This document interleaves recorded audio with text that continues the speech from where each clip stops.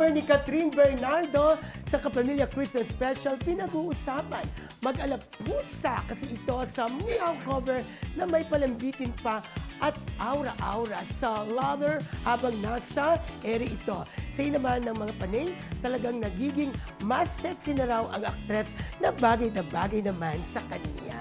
Oo, parang solo era niya na kasi, Ano? di ba? Parang, Oo. actually, last Christmas special ng ABS, kasi November 30 yung official na pag-break nila.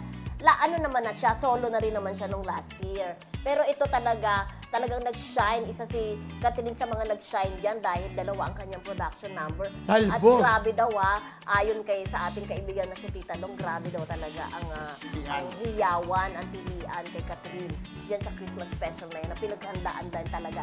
In time din ang pag-congratulate sa kanya, fresh from the success of Hello Love. Yeah. Actually, ito yung production number niya na naka-green. Yun yung binati muna siya, may video, Oo, di may ba? video. Bago Oo. siya nag-perform Correct. ng solo. Oo. Talagang tama yung sabi, parang ibang cartoon na talaga rin. Kumbaga, palaban na talaga, Oo. pa-sexy na. Yun na nga Talagang rin. Iba.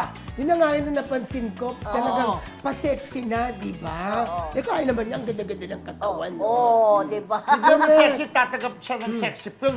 Kumbaga, iba na. Unlike yung Naging nakita- daring na, oo. Kasi yung nakita ko dati sa magazine, medyo payat-payatan Oo, siya payat dati, siya di noon. ba? Sabi nga nila, payat daw siya noon, nung time na medyo may problema sila problema. ni Daniel. Na kumbaga Ngayon nakita. nagkalaman. Oo, pa-sexy na ang mga sinusuot, di Correct, ba? oo. At talagang nakakagulat tayo yung napanood sa Hello Love Goodbye na meron na talagang love scene with Alden, di ba? Oo. Talbog. O sabi ni